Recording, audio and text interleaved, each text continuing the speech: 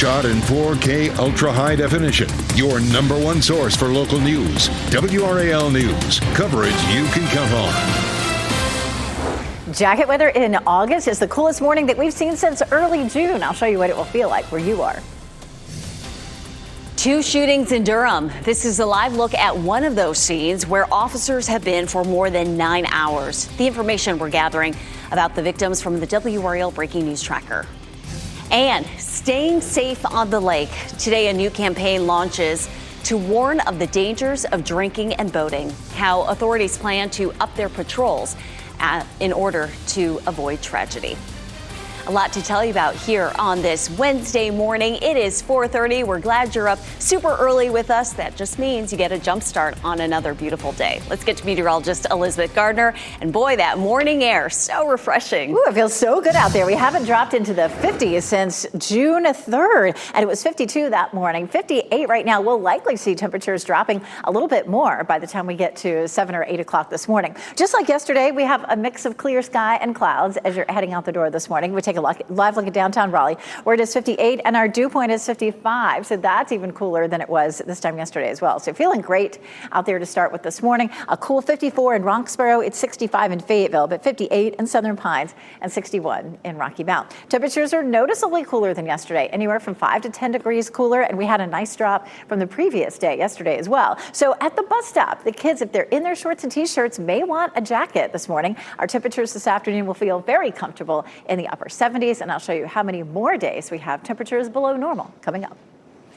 Elizabeth, thank you. This morning, Durham police are investigating 2 separate shootings. At least one person was killed. Adley Kadlubar is in the WRAL Breaking News Tracker near Hillsborough Road. Adley, police officers remain on the scene more than 9 hours after the shooting. Yes, Renee, and sure stay in behind me. It remains blocked off. We've actually seen officers go in and out of that mobile command unit there and the entrance to this hotel multiple times over the past several hours. This is one of the investigations underway this morning. This is video from the WRAL Breaking News Tracker. Durham police say officers got here around 7:15 p.m. They found a man with a gunshot wound. He died shortly after officers arrived. Now, about 6 miles away, police showed up to another shooting last night. The WRAL Breaking News Tracker captured multiple evidence markers scattered on East Lawson Street. We're still working to find out if there were any injuries at that shooting. Again, we're still working to find out the identities of the people involved and what led up to both of these shootings here.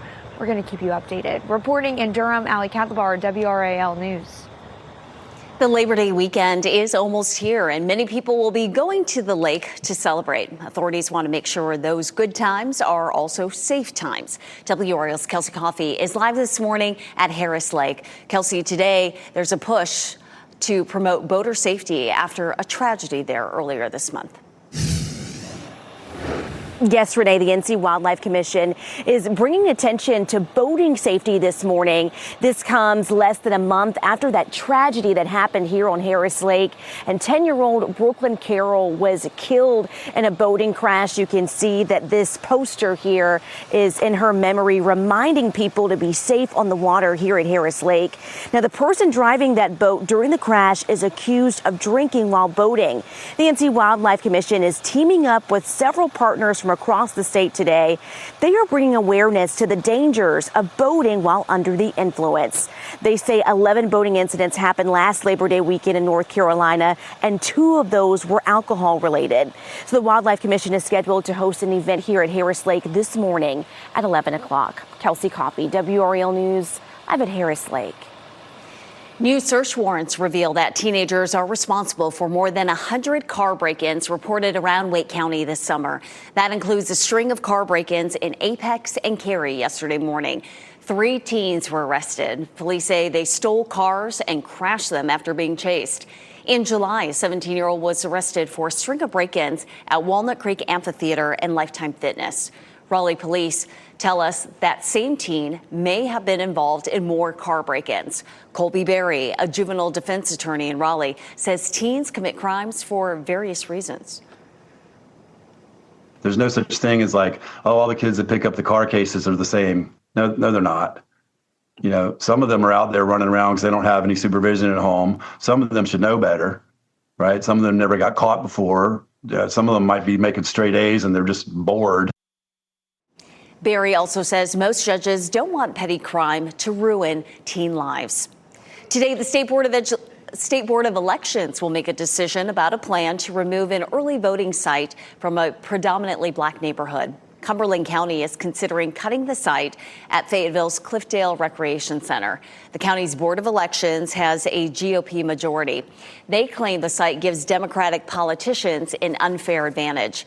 The state board is set to make a decision during their meeting that starts at 9 this morning. A new TikTok challenge involving boiling Drano nearly led to tragedy in Fayetteville. Officials say the trend was to blame for this fire and hazmat situation in an apartment complex near Haymount. The goal of the trend is to make a crystal-like substance using household chemicals. The risky project can have serious, even life-threatening consequences. I don't do TikTok, so I don't know.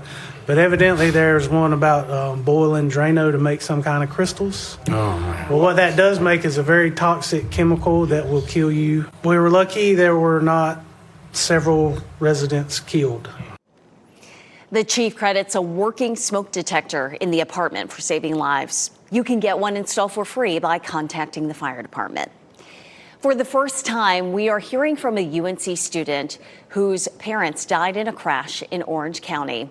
Donald Nooney and his wife died after dropping their son Noah off on campus. And Noah talked with the NBC affiliate in the family's hometown of Cleveland. He told them his father had a heart attack before the crash, forcing him to lose control. Noah hopes to reunite with his brother, who wasn't on the trip, this weekend. Just because he's not hurting in a bed doesn't mean he's not hurting in the inside. So I'm going to be here for whatever he needs me to. And he knows I love him and I love each of them, and I'll take care of them. Noah's taking the rest of the semester off, but plans to finish his degree. He believes his parents would want him to do that. An event tomorrow will honor a UNC professor who was killed in a campus shooting. The university is remembering the life of Professor Zijie Yin. He was shot to death by a former grad student at Caudle Labs in 2023. A fellow professor is planning a lecture tomorrow, followed by the dedication of a memorial. It will include a bench and plaque and is designed for quiet reflection. The ceremony will happen tomorrow at 3. Your home energy prices could be going up. In response, Governor Josh Stein is creating a bipartisan task force on energy affordability. It has 2 main goals for new policies: keeping people's electric bills low and keeping the state's renewable energy industry growing. This comes on the heels of a new law that the legislature passed despite the governor's veto. It allows Duke Energy to raise prices on residential customers while lowering prices for business customers. It also exempts Duke from needing to reach climate change goals. Fort Bragg's All-American Gate will close for several months while crews work on the nearby highway. The DOT will make repairs on the All-American Freeway. That includes maintenance on the Gruber Road Bridge. During that time, they will close the gate, which is the main access point for visitors. The work will begin early next year, and it could take up to 2 years to complete. Today, North Carolina Highway Patrol is announcing a new safety campaign on the roads targeting human trafficking. Operation Highway Guardian will operate just one day tomorrow. State, county, and local law enforcement agencies will be stationed across the nearly 420 miles of I-40. After the campaign, Highway Patrol plans to release data from their operation. Today's announcement will be at the State Fairgrounds in Raleigh at 2 p.m. Tonight's Powerball drawing has the 7th biggest jackpot in the game's history. It has grown to $815 million. The lump sum cash value is almost $370 million. You can watch the drawing tonight at 11 p.m. right here on WRAL. 4:39 now. Failure to stop.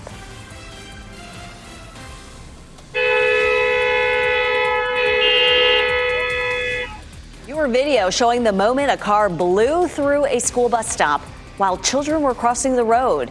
Why parents say they are frustrated. And an unexpected journey. Bruce Willis's family talks 2 years after his dementia diagnosis. How his wife says they've adjusted to a new reality. Today is sunny and comfortable. You're looking live at Fenton in Cary. Ahead, meteorologist Elizabeth Gardner breaks down the wet weather that's coming this Labor Day weekend.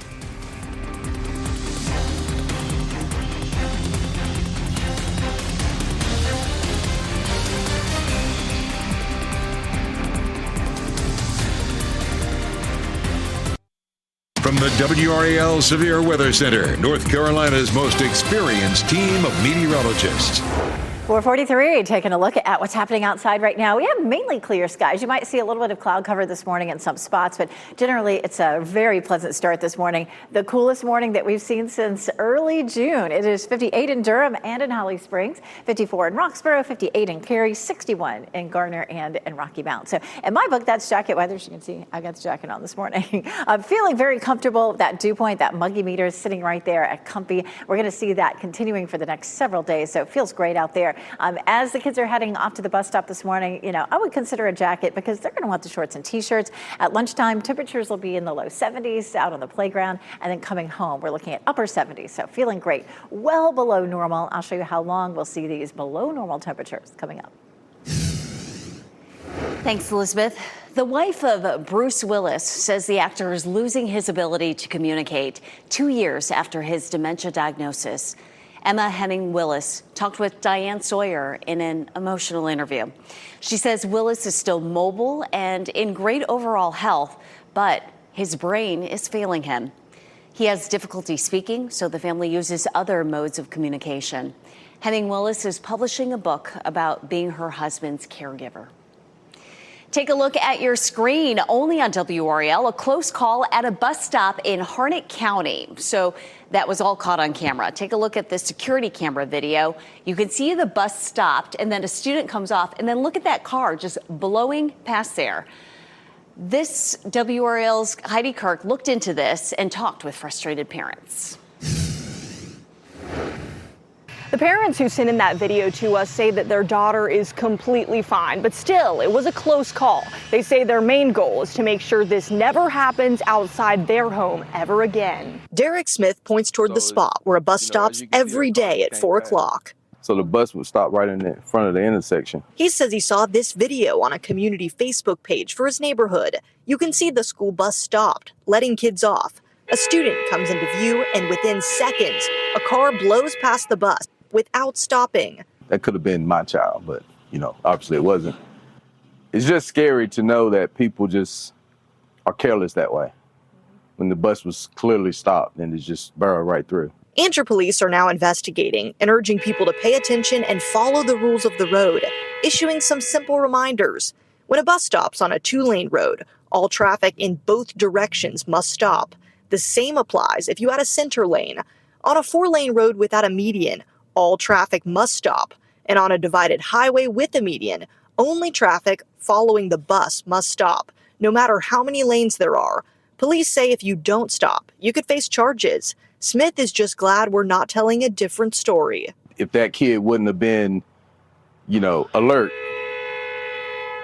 it could have been way, way worse. Now, Andrew police say that they will be increasing their patrols here over the next few days. Heidi Kirk, WRAL News in Andrew. In Sampson County, they've just launched an economic development strategy for the next 3 years. They're focusing on creating new opportunities for businesses. The county wants to expand properties and attract more startups in the hopes of creating more jobs. Sampson County Economic Development and the Board of Commissioners will lead the efforts. A new report suggests pediatricians should screen children for mental health or developmental issues every year. This was published by the American Academy of Pediatrics. The report found that up to 1 in 5 children in the U.S., including kids as young as 2, are living with a mental or behavioral problem. These typically include depression, anxiety, ADHD, or suicidal thoughts. The AAP says pediatricians hold the power to catch these concerns early with annual screenings. The screenings should begin at 6 months and beyond. In Eastern North Carolina, people dealing with anxiety, depression, PTSD, and other mental health conditions will soon have a new place to go. ECU Health held a ribbon cutting for its new behavioral health hospital. The $85 million project is expected to open the end of next month. The hospital has more than 140 beds to treat patients. It will offer programs for adults, seniors, and children facing mental health conditions and substance abuse disorders. This back-to-school season, the North Carolina ferry system is sharing one of the most unique bus rides in the state. Middle and high school students who live on Knott's Island take the ferry to school every day. The ride to school in Currituck County takes 45 minutes each way. It's unique. A lot of kids ask me how I get to school because I live on the island. And when I tell them I ride my bus that goes on a boat, their jaws drop. That is unique. Students leave Knott's Island at 7:30 in the morning. They depart from Currituck at 4 in the afternoon. The ferry route was created in 1962 with students in mind.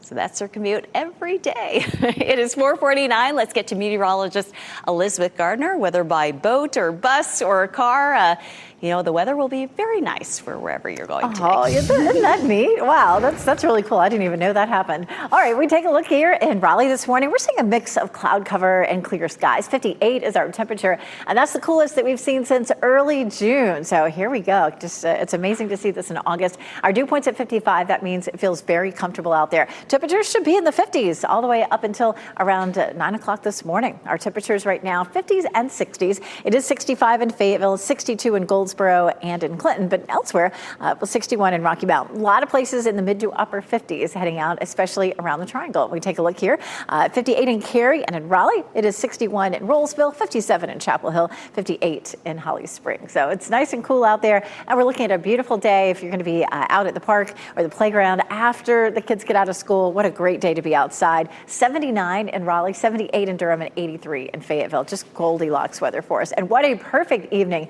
for a Bulls game. The next several evenings will be great. This is one of their last home stands. Looking at 76 at 6 o'clock and at 8 o'clock, 70 degrees. So feeling comfortable. Maybe even you want a long sleeve shirt or a light jacket by the end of the game. Notice what's happening here with our muggy meter. It starts to creep back up on Saturday and Sunday, and we are adding moisture into the atmosphere. Unfortunately, it looks like we may be adding something else, which we'll talk about in just a minute. But in the meantime, why are we so cool? This high pressure system rotating clockwise is dragging down the cool air and keeping our temperatures cooler than normal. So our normal high is 87, 79 today, 84 on Friday. We're in the upper 70s Saturday and Sunday, but we're going to talk about that in a minute. Feeling like fall. Temperatures could be even cooler tomorrow morning. 68 is our normal low. Looking at 56 tomorrow morning. And then we're back a little closer to normal on Saturday and Sunday with mid 60s. So we're looking at radiational cooling, really helping to cool things down. During the day, the sun's energy warms the surface of the earth. And at night, if there are no clouds, it escapes into the atmosphere very quickly. So that's why we're so cool. Look at this. I didn't really want to have to show you this, but big changes for our forecast for Saturday and Sunday for the Labor Day weekend. It looks like rain could start to roll in late Saturday and be with us on and off on Sunday. In a few minutes, we'll walk through the timeline. Elizabeth, thanks.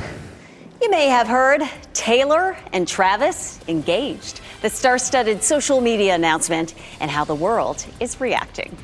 Plus, off to Italy, actors heading to the 82nd Venice Film Festival, who you can expect to see.